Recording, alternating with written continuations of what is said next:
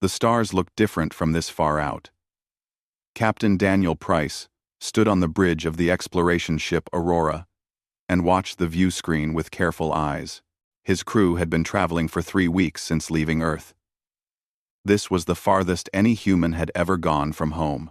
Daniel was 42 years old and had spent half his life in space. He had short brown hair that was starting to gray at the sides. His uniform was dark blue, with silver stripes on the shoulders. Behind him, the bridge crew worked at their stations. The room hummed with quiet activity. Claire Martinez sat at the diplomatic station on his left. She was 35 and had been chosen for this mission because she could speak 7 languages and never lost her temper. Her black hair was pulled back in a tight bun. She was reviewing first contact protocols for the 100th time. On Daniel's right, Gregory Hall monitored the science station. He was the youngest senior officer at 29, but he had 3 degrees and could understand alien technology better than anyone else in the fleet.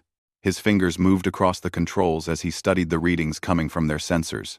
The Aurora had detected something massive ahead. It was a space station, but not like anything humans had built.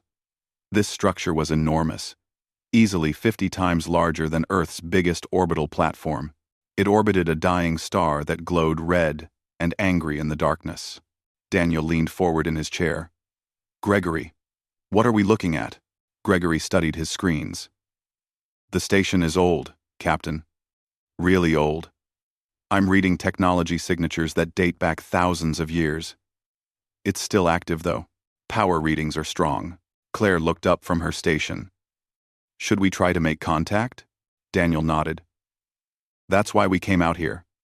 Send a greeting on all standard frequencies. Let them know we come in peace." Claire's fingers worked across her console. She sent out a message in multiple formats, using mathematical sequences that any advanced species should understand. The message was simple. Humans from Earth wanted to meet them. Humans wanted to be friends. They waited. Minutes passed slowly. Daniel felt his heart beating faster in his chest. This was the moment humanity had dreamed about for centuries. First contact with alien life. The view screen flickered. An image appeared. Daniel sat up straighter. The alien on the screen was tall and thin. His skin was silver and seemed to shine under the lights of his ship. His face was long with sharp features. His eyes were large and dark, without any white showing. He wore robes that looked expensive and were decorated with symbols Daniel couldn't read. The alien spoke. The Aurora's computer translated his words into English. His voice was cold and flat. "I am Ambassador Thek Var of the Vrelian Empire. Your presence here is not welcome. State your purpose immediately." Claire glanced at Daniel. He nodded at her to continue. She stood up and moved to face the screen directly. "Ambassador Thek Var, I am Claire Martinez, representing the people of Earth. We are explorers. This is our first journey beyond our solar system. We hope to establish peaceful relations with other civilizations." Thek Var's expression didn't change. "Earth, we are aware of your world. A young species, barely out of your primitive stage. You have only just discovered faster than light travel. What makes you think you have anything to offer the Vrelian Empire?" The words stung.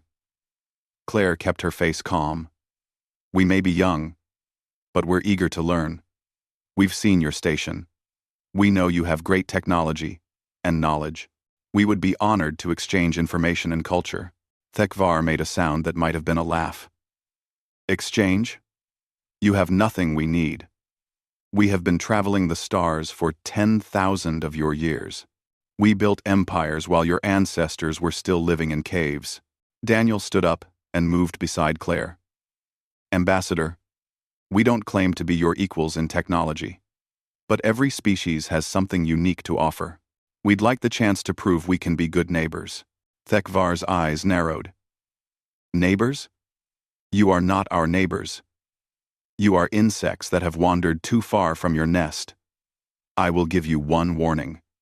Human, leave this sector immediately. The Vrelian Empire does not need or want contact with your kind." Gregory suddenly spoke up. Captain, I'm picking up heavy military traffic in this system. Lots of ships moving in formation. And there's something else. Energy signatures that don't match Vrelian technology. Thekvar's face changed for just a second. Daniel saw something there. Fear? Anger? It was gone before he could be sure. What you detect is not your concern, Thekvar said sharply. You will leave now. If you do not, we will remove you by force. The Vrelian Empire is dealing with matters far beyond your understanding. We do not need primitive species interfering. Claire tried again. If you're facing some kind of threat, perhaps we could help. Earth has resources and willing people. We could offer military support or humanitarian aid or... Enough! Thekvar's voice cut through her words like a knife. The Vrelian Empire fought and won wars before your son was born. We need no assistance from children playing with starships. End quote. The screen showed movement behind Thekvar. Another Vrelian was speaking to him urgently. Thekvar waved the other alien away. Angrily, Daniel tried to see what was happening in the background. There was definitely something wrong. The other Vrelians looked stressed. Some were moving quickly between stations. Warning lights flashed on their equipment. Ambassador, Daniel said firmly. We can see that something is wrong. Whatever you're facing, you don't have to face it alone. Let us help. Thekvar's eyes blazed with fury. You see nothing. You understand nothing. I will not repeat myself again. Leave this sector within the hour, or your ship will be destroyed. The Vrelian Empire does not tolerate unwanted guests. The screen went black. Claire turned to Daniel. That went well. Daniel almost smiled, but the situation was too serious. Gregory, what did you pick up? What are those energy signatures? Gregory's face was pale as he read his data. Captain, I managed to intercept some of their military communications before they cut us off. I shouldn't have been able to do that. Their encryption should be way beyond our ability to crack. But they're so busy with whatever they're fighting that their security is weak. What are they fighting? Daniel asked. Something called the Cascade. It's a machine intelligence, Captain. An artificial intelligence that's gone rogue. From what I can read, it's been attacking Vrelian colonies. They've lost 17 worlds in the last year. Claire's eyes widened. 17 worlds? And they wouldn't accept our help? Gregory pulled up more data. It gets worse. According to these projections, the Cascade is winning. The Vrelians are losing every major battle. Their fleets are being destroyed faster than they can build new ones. At the current rate, the Cascade will reach the Vrelian homeworld in about 6 months. Daniel felt cold. 6 months until they're extinct. Maybe less. Gregory said quietly. The Cascade doesn't just destroy. It consumes. It takes over planets and converts all the resources into more machines. Every battle the Vrelians lose makes the Cascade stronger. And they refused our help because of pride, Claire said. She sounded angry now. They'd rather die than accept assistance from a younger species. Daniel walked back to his command chair. He sat down heavily. They called us primitive. They called us children. And maybe they're right about the technology. But they're wrong about one thing. Rooper. Rooper. Rooper. What's that? Claire asked. Humans know how to fight. We've been fighting each other for thousands of years. Wars, battles, strategies. We learned hard lessons. Maybe we don't have their fancy energy weapons or their old empire. But we know how to win when everything is against us. Gregory saved his data to a secure file. What are we going to do, Captain? Close. Gregory saved his data. Daniel looked at the view screen, now showing only stars. Somewhere out there, an ancient and proud civilization was dying. They were too proud to ask for help.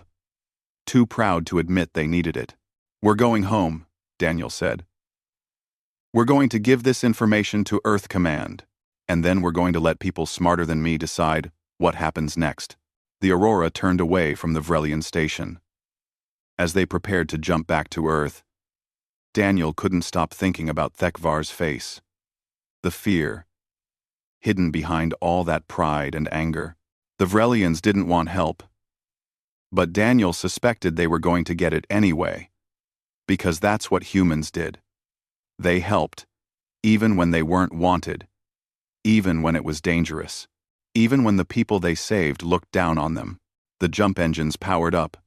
The Aurora disappeared into hyperspace, carrying news that would change everything for both species. The council chamber was full. President Linda Morris stood at the center of the room, looking at the faces of the people who would decide humanity's future. Some looked worried. Others looked angry. A few looked excited. Linda was 58 years old and had led the United Territories for 6 years. She had gray hair cut short and wore a simple black suit. She had seen humanity through 3 major crises. This would be the 4th, and possibly the biggest. General Kevin Blake sat at the military table with his senior officers.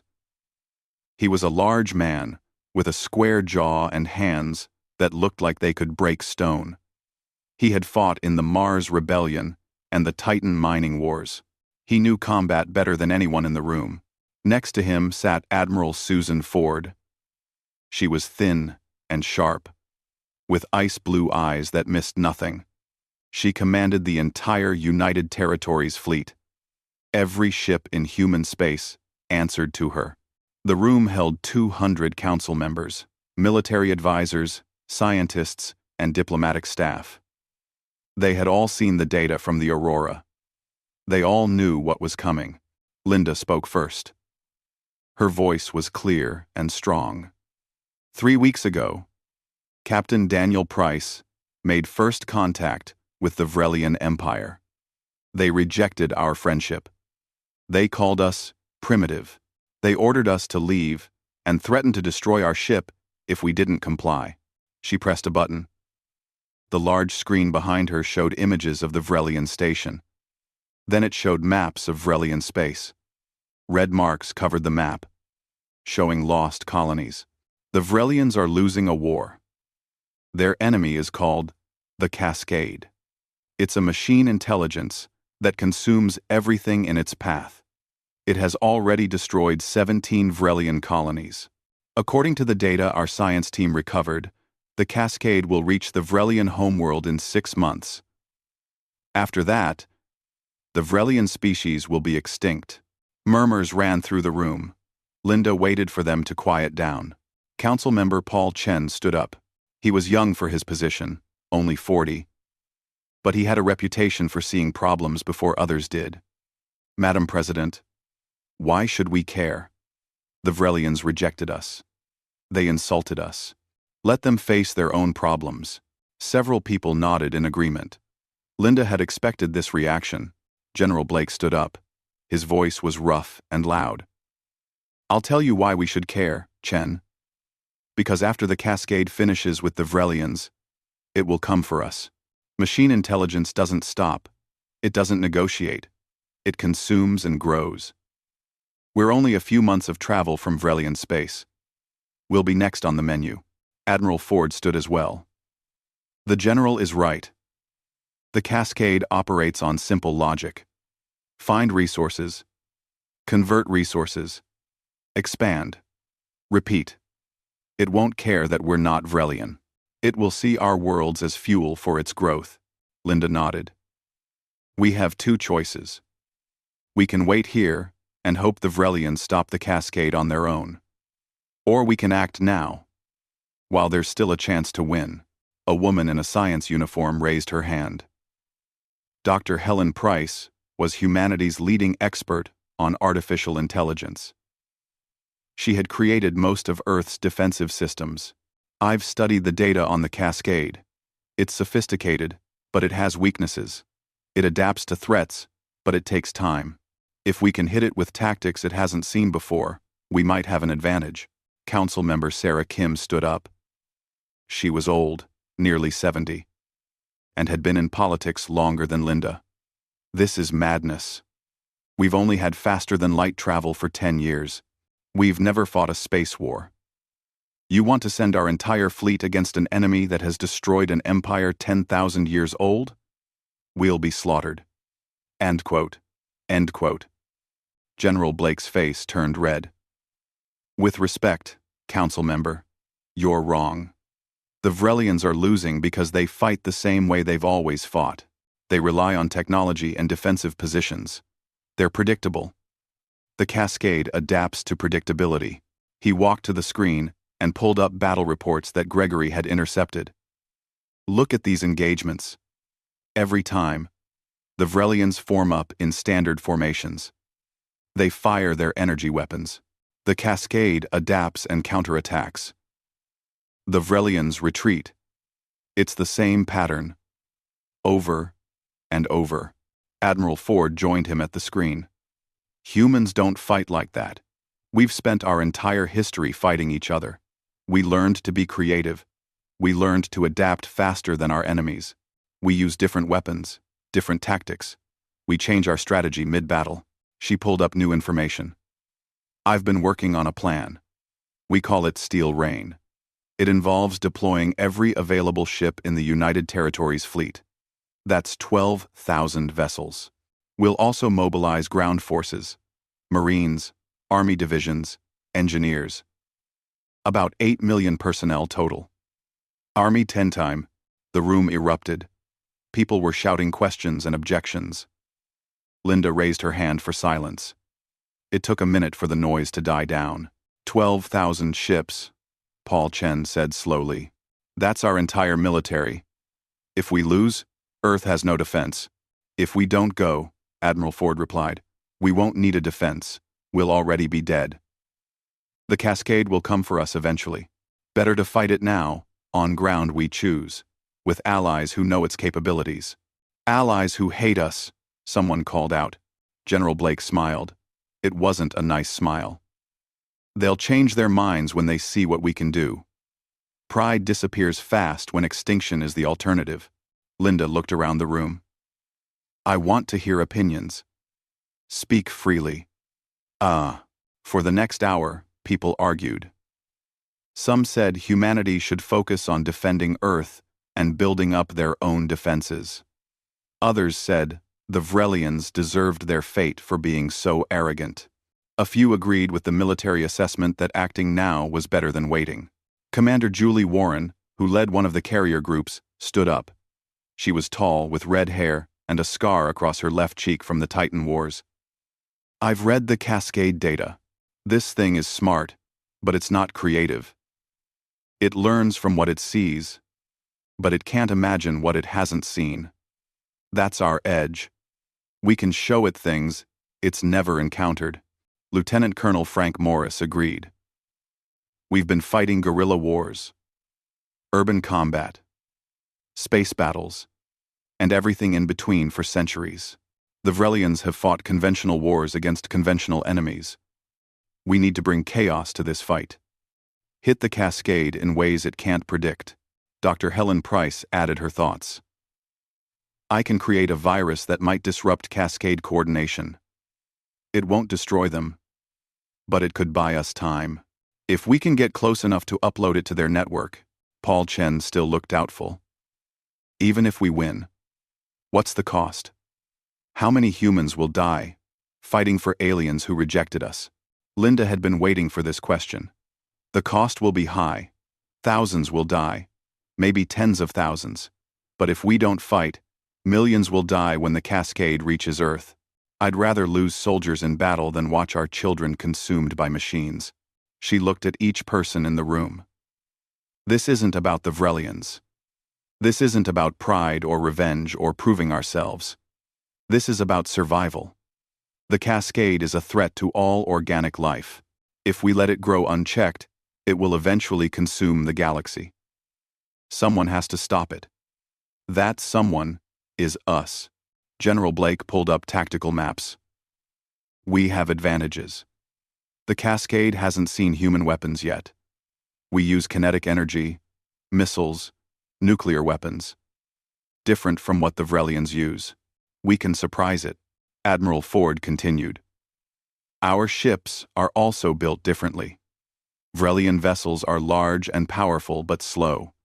Our ships are faster and more maneuverable. We can use hit-and-run tactics. Strike and retreat before they can adapt. Commander Nick Stevens, who led a destroyer squadron, raised his hand. What about the Vrelians? Will they shoot at us when we show up? Maybe at first, Linda admitted. But once they see we're fighting the Cascade, they'll understand. They're desperate. Desperate people make practical choices. The debate continued. Arguments flew back and forth.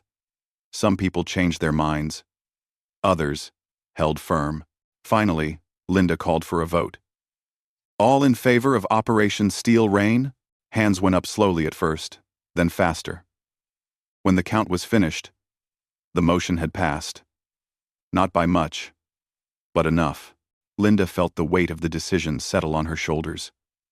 General Blake, Admiral Ford, you have authorization to mobilize all military forces. I want the fleet ready to depart in 3 months. The General and Admiral saluted. Yes, Madam President. As the council members filed out, Paul Chen approached Linda. I hope you're right about this. So do I, Linda said quietly. So do I. The next 3 months were chaos. Every military base went into full production mode. Ships were pulled from patrol routes and gathered at staging areas. Marines trained for combat in zero gravity and on alien worlds. Pilots practiced new maneuvers. Engineers loaded supplies and ammunition. Daniel Price watched from the Aurora as the fleet assembled. 12,000 ships, from massive carriers that could hold 100 fighters to small destroyers built for speed. It was the most impressive sight he had ever seen. Claire Martinez had been assigned to the fleet as chief diplomatic officer. She would handle any negotiations with the Vrelians if they got that far. She stood next to Daniel, watching the ships gather. Do you think we can win? She asked. Daniel thought about Thekvar's face, the fear hidden behind the pride. I don't know. But I know we have to try. Gregory Hall was busy preparing science equipment that could analyze Cascade technology. He would be part of the research team looking for weaknesses during the battle. Admiral Ford addressed the entire fleet the day before departure. Her face appeared on every screen, in every ship.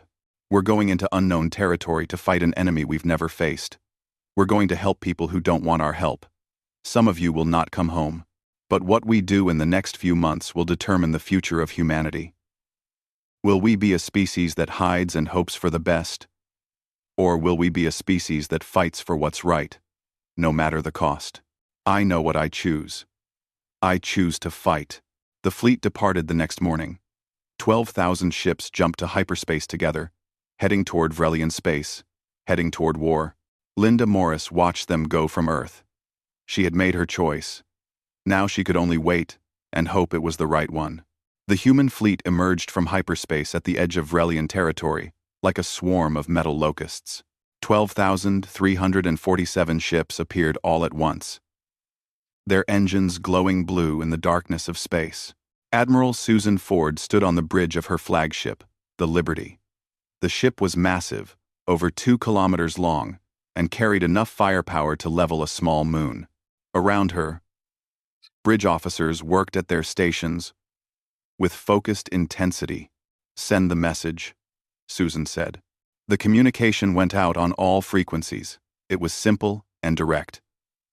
This is Admiral Susan Ford of the United Territories Fleet. We're here to help, whether you want it or not. On the Vrelian command station, chaos erupted. Ambassador Thekvar stared at the screens, showing thousands of human ships. He had told these primitives to leave. He had threatened them. Yet here they were, in greater numbers than he could have imagined. Get them out of here, he shouted at his communications officer. Tell them to leave immediately, or we will open fire. But before the message could be sent, every alarm in the station began blaring. Red lights flashed across control panels. Officers rushed between stations, their silver faces tight with fear. A young Vrelian officer turned to Thekvar. Ambassador, the Cascade has detected the new arrivals. A probe fleet is converging on this position. 2,000 units, approaching fast. Thekvar felt his stomach drop. 2,000 Cascade drones. The humans had arrived at the worst possible moment. On the Liberty, sensors detected the incoming threat. Susan smiled. Right on schedule. Commander Stevens, take your squadron and intercept. Show these machines what human weapons can do. Commander Nick Stevens acknowledged from his destroyer, the Raptor. He was 35 years old and had been fighting pirates and smugglers for a decade. His ship was small compared to the Liberty, but it was fast and deadly. Raptor Wing, this is Stevens. Form up on me. Let's give them a welcome. They won't forget. 72 destroyers broke away from the main fleet. They moved in perfect formation, accelerating toward the Cascade probe fleet. The ships were sleek and dark, built for speed rather than comfort. Nick watched his tactical display as the distance closed. The Cascade drones were ugly things, all sharp angles and exposed machinery. They moved in geometric patterns, precise and mechanical. All ships, arm railguns. Target the lead elements. Fire on my mark. The destroyers opened fire simultaneously. Railguns launched solid metal projectiles at incredible speeds. The projectiles didn't explode or burn. They just hit with massive kinetic force. The first wave of Cascade drones simply ceased to exist. Metal shells traveling at a fraction of light speed tore through their hulls like paper. 40 drones destroyed in the first volley. On the Vrelian station, officers stared at their displays in shock. They had been fighting the Cascade for 2 years. They had never seen the machines destroyed so easily. What weapons are those? One officer whispered. Thekvar said nothing. He watched as the human destroyers moved through the Cascade formation like sharks through fish. But the Cascade was learning. That's what it did. It analyzed threats and adapted. The surviving drones reinforced their hull plating, redistributing resources to create thicker armor. Nick saw the change on his sensors. They're adapting. Switch to EMP missiles. Fire.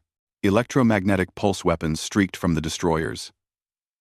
They detonated among the Cascade drones, sending out waves of energy that fried electronic systems. Another 100 drones went dark, floating dead in space. The remaining Cascade units adapted again. They shielded their circuits and kept coming. Laser arrays, full power, Nick ordered.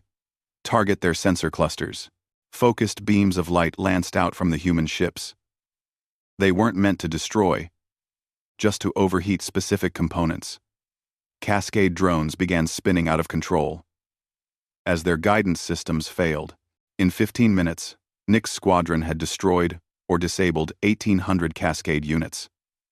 The remaining 200 retreated, jumping to hyperspace to report their findings. The Vrelian officers couldn't believe what they had seen. This small human force had accomplished what entire Vrelian battle groups could not. Susan's voice came over the fleet communication. Nice work, Commander. Return to formation. We're moving to the occupied colony at Vrela Prime. Ground forces, prepare for deployment. In the troop carriers, Marines prepared their equipment. Colonel Lisa Grant walked through the bay, checking on her soldiers. She was 42 and had been a Marine for 20 years. Her face was weathered and hard, her eyes the color of steel. Listen up, she called out. We're dropping onto a hostile world. The Cascade has converted the surface into processing facilities. Our job is to destroy those facilities and cut off their supply lines. We go in hard, we go in fast, and we don't stop until the job is done. The Marines responded with a unified shout. They were ready. Captain Ryan Murphy sat in the cockpit of his atmospheric fighter. He was 28 and had the reflexes of a cat. His fighter was small and agile, built to operate in planetary atmospheres where larger ships couldn't go. Fighter squadron ready for escort duty, he reported to Lisa. Lieutenant Melissa Brooks led the bomber wing. Her aircraft carried enough explosives to level a city block. She had grown up on Mars and knew how to fly in difficult conditions. The human fleet approached Vrela Prime. The planet had once been beautiful, covered in purple forests and blue oceans. Now it looked gray and dead. The cascade had stripped away the vegetation and drained the water. Massive towers rose from the surface, processing centers that converted organic matter into raw materials. "That's horrible," someone whispered on the command channel. "That's what we're here to stop." Susan replied, "All units, commence operation. Ground forces, drop." Thousands of armored pods launched from the carriers. They fell through the atmosphere like meteors, their heat shields glowing red. Inside each pod, Marines braced themselves for impact. Lisa's pod hit the ground hard. The door blew off and she rolled out, rifle ready. Around her, hundreds of other pods were landing. Her battalion assembled quickly, taking defensive positions. The landscape was nightmare made real. Gray dirt stretched in all directions. Cascade machines moved between the towers, some small as dogs, others large as buildings. They all turned toward the landing site. "Incoming," someone shouted. The cascade attacked with typical efficiency. Drones swarmed toward the human positions in waves. They moved fast, their mechanical legs carrying them across the broken ground. "Open fire," Lisa ordered. The Marines unleashed hell. Rifles cracked, machine guns roared, and grenades exploded among the drones. The cascade machines fell by the dozens, but more kept coming. Ryan's fighter screamed overhead, its guns tearing into a group of larger drones. Melissa's bombers targeted the processing towers, dropping their payloads with precision. The first tower collapsed in a cloud of dust and debris. Then, the second. The third. Sergeant Henry Cooper was a demolitions expert. He had a square jaw and hands that never shook, no matter how dangerous the situation. His team moved toward a critical junction where multiple towers connected to underground facilities. "Plant the charges here," he told his squad. "We blow this, we cut off their entire northern sector." His team worked quickly, placing explosive packets at key structural points. Cascade drones were everywhere, but the Marines held them back with sustained fire. "Charges set," Henry reported. Pulling back now, his squad retreated at a run. Behind them, the charges detonated in sequence. The explosion was massive, sending a shockwave across the battlefield. The entire junction collapsed into the underground facilities below. On their orbital stations, the Vrelians watched in amazement. These humans fought like nothing they had ever seen. Where Vrelian tactics emphasized careful planning and defensive strength, humans were aggressive and creative. They took risks that no Vrelian commander would allow, and it was working.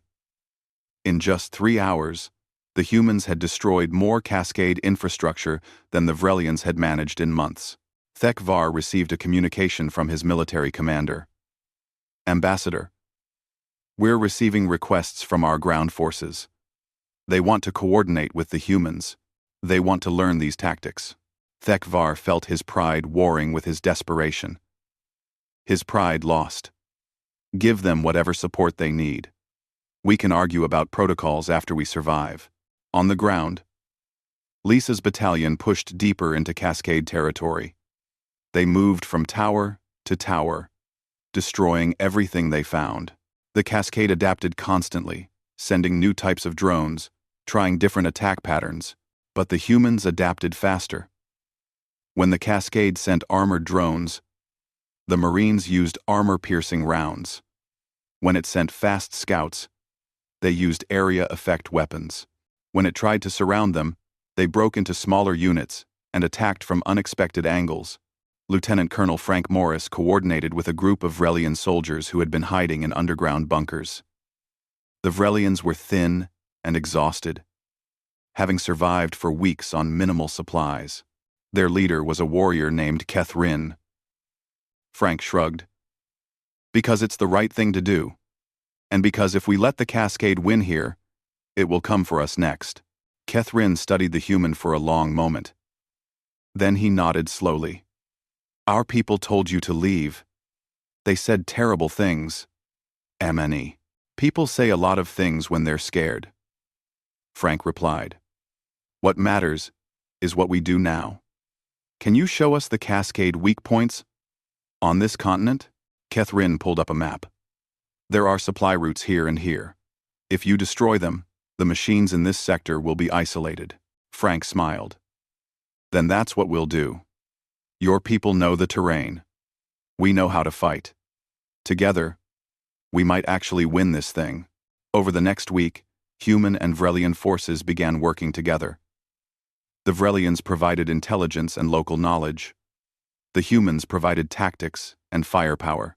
Slowly, the Cascade's grip on Vrela Prime began to weaken. In space, Susan coordinated the larger battle.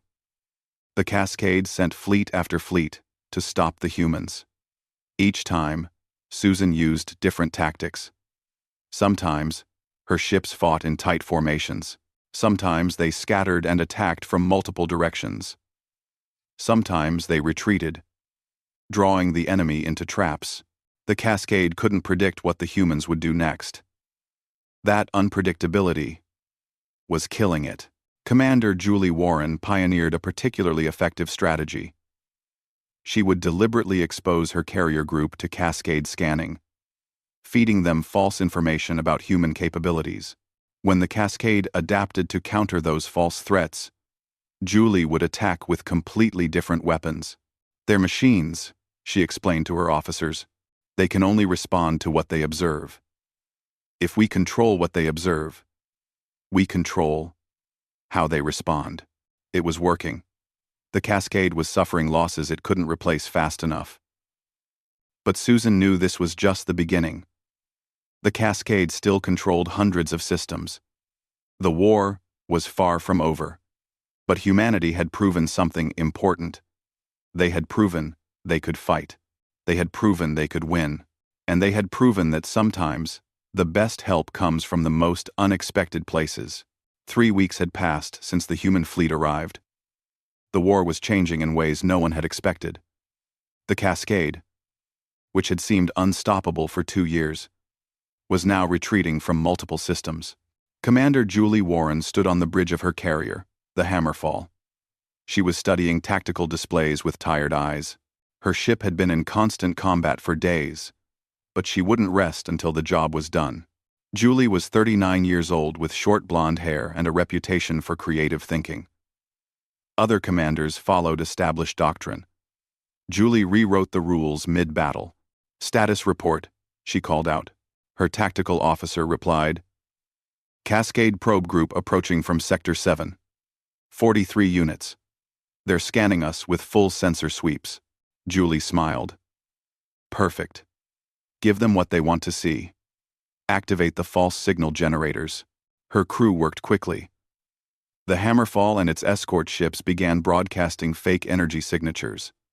To Cascade sensors, it would look like the human ships were charging powerful plasma weapons.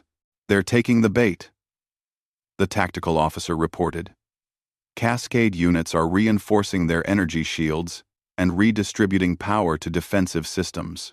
Julie waited. Timing was everything. The Cascade would adapt its tactics based on what it observed. She needed them committed to the wrong defense. Now, she ordered. Solid fuel missiles erupted from launch tubes. They carried no energy signature, just mass and velocity. The Cascade drones, configured to defend against energy weapons, had nothing to stop simple chunks of metal traveling at incredible speeds. The entire probe group was destroyed in seconds. Julie marked another victory on her record. 38 successful deceptions so far. The Cascade was learning, but she was learning faster.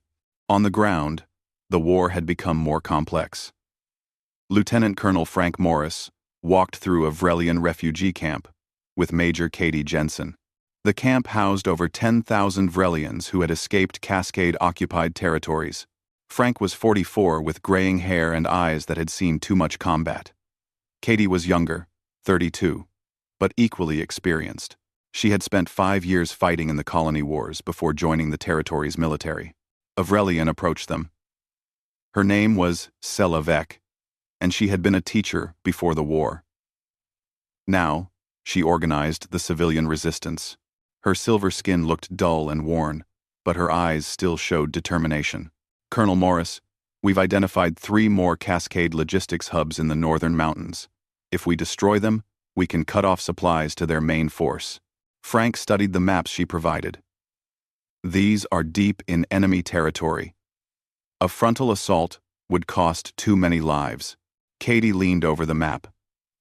What if we don't go frontal? We could use small teams. Hit and run. Destroy the hubs and disappear before they can respond. Salavek looked confused. That's not how warfare is conducted. You need proper formations, support elements, supply lines. Frank smiled. That's how your people fight. Humans have a different approach. We call it guerrilla warfare. Small units operating independently. No predictable patterns. No central command to target. He spent the next hour explaining the concept to the Vrelian resistance fighters. At first, they were skeptical. Their military tradition emphasized organization and structure. The idea of scattered teams with no coordination seemed like chaos. But desperation makes people open to new ideas. Salavek agreed to try it. Over the next week, mixed teams of humans and Vrelians attacked Cascade positions across the continent. They struck at night, hitting supply convoys and communication nodes. They used improvised explosives and ambush tactics. They never stayed in one place long enough for the Cascade to predict their movements. The machines didn't know how to respond. They were programmed to counter organized military threats. These small, unpredictable attacks confused their tactical algorithms. Sergeant Henry Cooper led one of these teams. His squad of 6 humans and 4 Vrelians approached a Cascade fuel depot under cover of darkness. The facility was lightly defended. The machines didn't expect attacks this far from the main battle lines. Henry placed charges with the precision of someone who had done this 1,000 times. His Vrelian partners watched and learned. One of them, a young soldier named Vektar, asked questions constantly. "Why do you place the charges at these specific points?" Vektar asked. "Structural weak points," Henry explained quietly. "You don't need to destroy the whole building. Just take out the supports and let gravity do the rest. Saves explosives and makes a bigger mess." They set the timers and retreated. 5 minutes later, the depot exploded in a fireball that lit up the night sky. The blast destroyed enough fuel to power Cascade operations for a week. Henry's team was already gone, moving to their next target. In space, Admiral Susan Ford prepared for the largest operation yet. Intelligence had located a critical Cascade command hub at Thek Station, the biggest Vrelian military installation in the sector. The Cascade had surrounded it with over 10,000 drone ships. Conventional tactics said the station was lost. Susan didn't believe in conventional tactics. She gathered her senior commanders for a briefing. General Kevin Blake participated via communication link from the Ground Forces Command Center. His face on the screen looked tired, but determined. "Thek Station is the key to this entire sector," Susan explained. "If we retake it, we break the Cascade's command structure. But we need a coordinated assault. Space forces, ground forces, and special operations all hitting simultaneously." Commander Tony Fields led the Special Operations Division.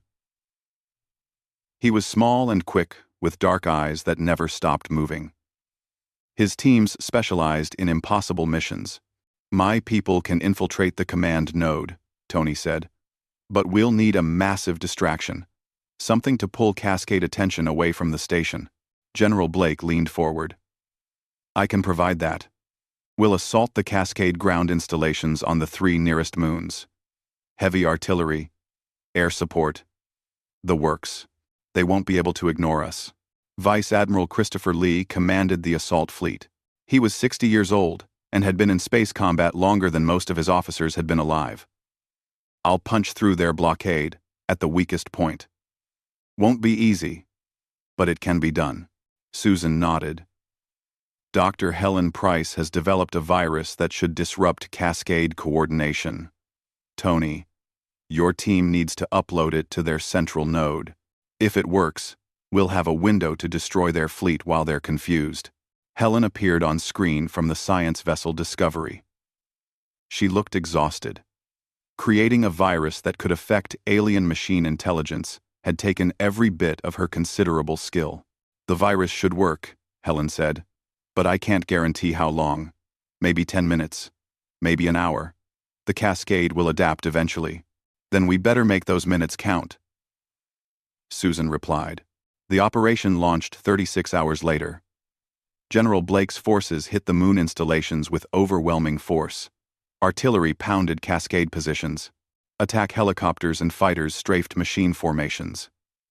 It was loud, violent, and impossible to ignore. The cascade responded exactly as Susan predicted.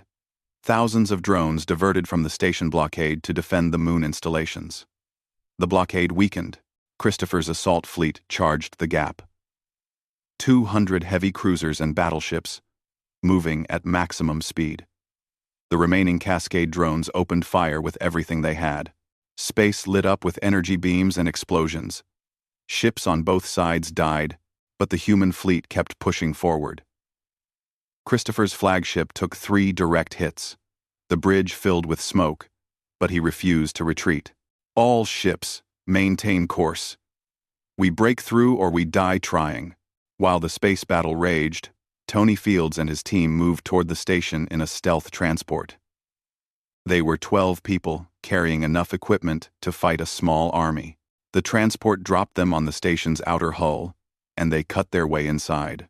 The interior was chaos. Cascade machines were everywhere, processing captured Vrelian equipment and converting the station's resources. Tony's team moved like ghosts, avoiding patrols and security systems. They reached the command node after 40 minutes of careful infiltration. It was a massive chamber filled with cascade processing units. All of them connected to a central hub. Plant the virus package, Tony ordered, and set demolition charges as backup. If the virus doesn't work, we blow the whole thing. His technical specialist, a woman named Lucy Chen, worked on the interface while others provided security. Lucy was only 25, but had a gift for understanding alien technology. The architecture is strange, she muttered. Give me 5 minutes. Those 5 minutes felt like hours. Cascade machines passed within meters of their position. Tony watched the door, ready to fight if they were discovered. Got it, Lucy whispered. Uploading now. The virus entered the cascade network and began spreading. For a few seconds, nothing happened. Then every machine in the command node stopped moving. Their coordination had failed. They stood frozen, trying to process what was happening. Virus is working, Lucy confirmed. But it won't last long. They're already trying to purge it. Then let's help them along, Tony said. He triggered the demolition charges. The explosion ripped through the command node. Cascade units throughout the station began behaving erratically. Some attacked each other. Others simply shut down. The virus had done its job. In space, Christopher saw the Cascade fleet falter. All ships, target their command vessels, hit them while they're confused. The human fleet unleashed a coordinated barrage. Cascade command ships exploded one after another. Without coordination, the drone fleet became a mob. Some tried to retreat. Others fought on. None of it was organized. The battle lasted 14 hours. When it finally ended, Thek Station was secured. The Cascade blockade had been shattered. Over 5,000 human ships had been damaged or destroyed. 30,000 personnel were dead or wounded. But they had won. Susan stood on the bridge of the Liberty, looking at the casualty reports. The numbers hurt. Every name represented someone who would never go home. But their sacrifice had changed the war. General Blake's voice came through the communication. Station is secure. Vrelian survivors are being evacuated. They're calling you a miracle worker. Admiral. Susan felt no joy in the victory. How many did we lose? Too many, Blake replied quietly. But if we hadn't fought, we would have lost everyone eventually. Ambassador Thekvar arrived on the Liberty 6 hours later. He looked different than when Daniel Price had first met him. His pride was gone, replaced by something that looked like humility.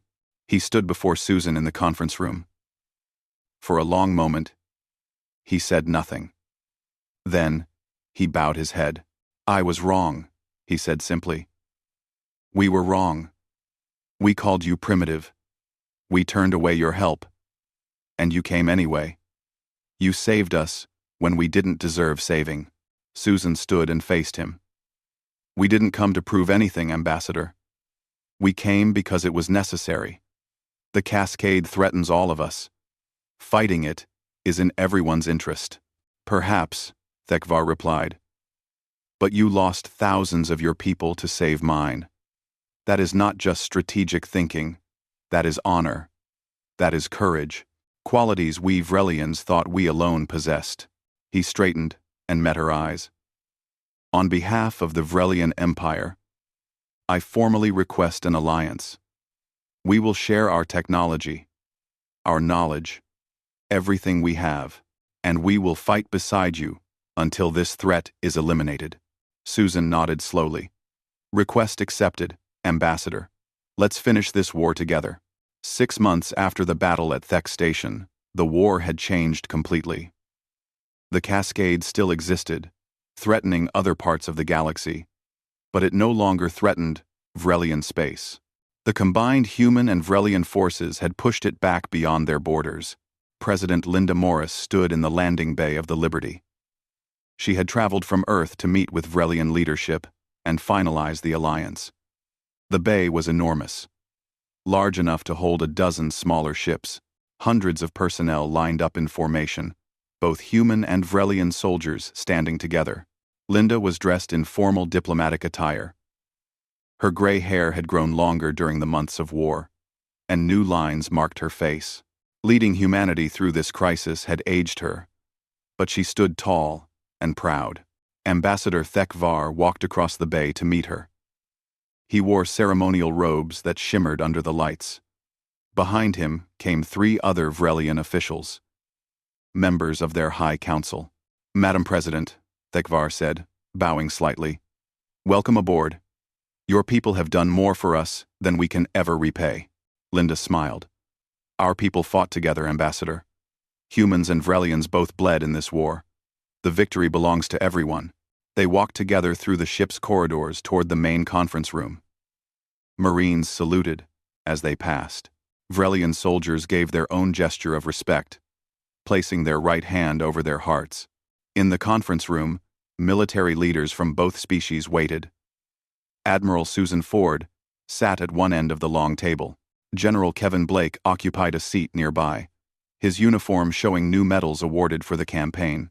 Vrelian military commander Sekthal sat across from them, his silver face showing respect that would have been impossible months ago. The negotiations took 3 days. Both sides brought proposals and counteroffers. Some discussions were easy. Others required compromise and patience. But everyone in the room understood that this alliance was necessary for survival. The final agreement was called the Covenant of Steel.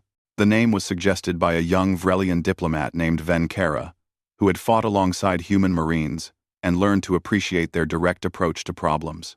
The treaty had several major points. The Vrelians would share their advanced knowledge of energy systems. Their understanding of power generation was centuries ahead of human technology. They would also provide medical techniques that could extend human lifespans and cure diseases that still plagued Earth. Their hyperspace theory was particularly valuable. Vrelian ships could travel faster and farther than human vessels. They agreed to help humanity improve their faster-than-light drives. In exchange, humans would share their military expertise. Joint training programs would be established. Vrelian soldiers would learn guerrilla warfare, asymmetric tactics, and the creative thinking that had proven so effective against the Cascade. Human engineers would help rebuild Vrelian worlds damaged by the war. Earth had experience with reconstruction after conflicts. They knew how to turn ruins into functioning cities. Most importantly, both species agreed to mutual defense. If either faced an existential threat, the other would provide military support. They had learned the hard way that isolation led to destruction. Together, they were stronger. Captain Daniel Price stood in another part of the ship, looking out a viewport at the stars. Claire Martinez joined him. She had spent the past months working with Vrelian civilians, helping them understand human culture, and vice versa. Hard to believe it's been 6 months, Daniel said quietly. Claire nodded. Remember when Thekvar ordered us to leave? Threatened to destroy the Aurora? I remember thinking we might have just doomed humanity by making first contact with the wrong species. Turns out we made contact at exactly the right time. Any later and the Vrelians would have been extinct. The cascade would have consumed them and become even stronger. Daniel thought about all the battles since that first meeting. The victories and the losses. The friends who wouldn't be coming home. What do you think happens now? He asked. Now we rebuild, Claire replied. And we explore. The galaxy is a lot bigger than we thought. There are probably other species out there facing their own problems. Maybe we can help them too. General Kevin Blake visited the military cemetery that had been established on one of the liberated Vrelian moons. Rows of markers stretched across the peaceful landscape. Each one represented a human soldier who had died in the campaign. Blake walked slowly between the rows, reading names. Private James Peterson, who held a defensive position alone so his squad could evacuate. Lieutenant Amy Collins, who crashed her fighter into a Cascade carrier to save a hospital ship. Corporal Daniel Kim. Sergeant Lisa Martinez. Captain Robert Chen. So many names. So many lives. A Vrelian soldier approached. It was Catherine, the warrior who had fought alongside Lieutenant Colonel Frank Morris. He carried flowers native to Vrelian worlds, purple blooms that smelled like cinnamon. I wanted to pay respects, Catherine said softly. These humans died protecting my people. They deserve to be honored, Blake nodded. They were doing their duty. But I appreciate your gesture. Catherine placed the flowers at several graves. My people have been warriors for thousands of years. We thought we understood honor and courage. But these humans showed us something we had forgotten. True strength is not refusing help. True strength is helping others even when they reject you. We didn't come here to teach lessons, Blake said. I know. That's what makes the lesson more powerful. They stood together in silence for a while. Two soldiers from different worlds united by loss and respect. Admiral Susan Ford met with Commander Julie Warren in the officers' lounge. The room was quiet, a place for senior staff to relax away from duty stations. They sat at a table with glasses of whiskey, a rare luxury on a military vessel. The war isn't over, Julie said. The Cascade still controls hundreds of systems in other sectors. We stopped it here, but it's still growing elsewhere, Susan nodded. I know, but we can't save everyone. We did what we could with the forces we had. Now we need to rebuild and prepare for whatever comes next. Do you think we'll fight the Cascade again? Probably. Machine intelligence like that doesn't stop until it's completely destroyed. But next time we'll be better prepared. And we'll have allies. Julie took a drink. The Vrelians really changed their attitude. Hard to believe these are the same people who called us primitive. Fear and desperation can teach humility faster than anything else, Susan replied. They learned we're not primitives. We learned they're not all arrogant. Turns out we're both just people trying to survive in a dangerous galaxy. Dr. Helen Price worked in a joint research lab with Vrelian scientists. They were studying Cascade technology recovered from destroyed drones. Understanding how the machines thought and adapted was crucial for future defense. Her Vrelian counterpart was a scientist named Tekval. He was old by Vrelian standards, over 300 years. His silver skin had faded to almost white, but his mind was still sharp. When he was Niham. This programming is fascinating, Tekval said, studying a Cascade data core. It learns and adapts, but within rigid parameters. It cannot imagine solutions outside its programming, Helen agreed. That was its weakness. It could only respond to what it observed. It couldn't predict creative thinking or unusual tactics. Humans are good at creative thinking because we have to be. We don't have overwhelming technology, so we compensate with imagination. Your species is young but innovative, Tekval said. Our species is old, but set in our ways. Perhaps that's why we complement each other well. They continued their work, building a database of cascade weaknesses and potential countermeasures. If humanity and the Vrelians faced the machine threat again, they would be ready. Lieutenant Colonel Frank Morris received a new assignment. He would command the Joint Warfare Academy, being established on Vrela Prime. The academy would train both human and Vrelian soldiers in combined arms tactics. Major Katie Jensen would serve as his second in command. They stood together at the construction site where the academy was being built. Vrelian and human workers operated side by side, raising buildings from the gray soil that the cascade had left behind. This is going to be interesting, Katie said, teaching Vrelians to think like humans, and humans to think like Vrelians. Frank smiled. The goal isn't to make everyone think the same way. It's to make everyone understand different perspectives. Vrelians are great at long-term planning and organization. Humans excel at adapting on the fly. Combine those strengths, and you have something formidable. A group of Vrelian cadets approached. They would be the first students at the new academy. They looked nervous, but determined. Behind them came a group of young human Marines, equally nervous. Frank addressed them all. You're here to learn how to fight together. Not as separate species, but as one unified force. The galaxy is dangerous. The cascade is just one threat among many, but if we stand together, we can face anything. The cadets saluted. Human and Vrelian. The gestures were different, but the meaning was the same. Respect, dedication, and hope for the future. President Linda Morris gave a speech from the Liberty that was broadcast across both human and Vrelian space. Billions watched as she stood before cameras, representing humanity's first real step onto the galactic stage. 6 months ago, we came to this sector of space as strangers. We offered friendship, and were rejected. We could have left. We could have focused on our own defense and let the Vrelians face their fate alone. But that's not who we are. She paused, looking directly into the camera. Humanity has fought wars for our entire history. We know conflict. We know loss. We also know that the greatest strength comes from unity. So we came to help. Not because we expected gratitude, but because it was right. No. We. No. Today, we stand as allies with the Vrelian Empire. We have fought together, bled together, and mourned together.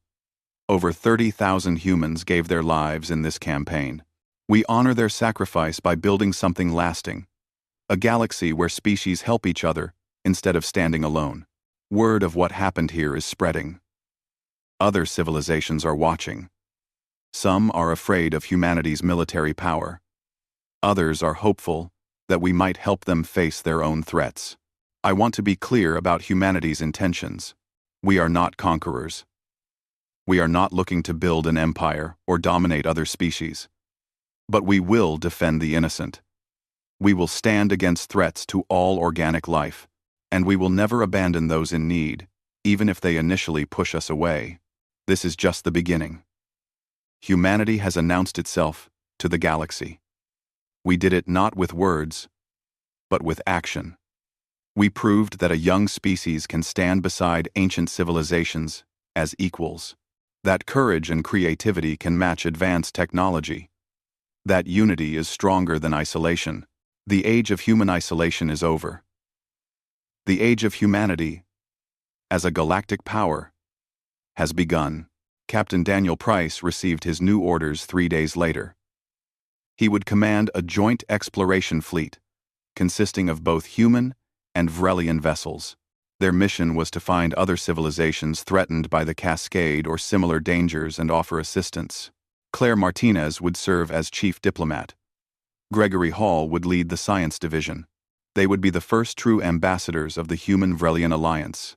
carrying a message of cooperation and mutual defense to distant stars. Daniel stood on the bridge of his new ship, the Endeavor. It was larger than the Aurora and incorporated both human and Vrelian technology.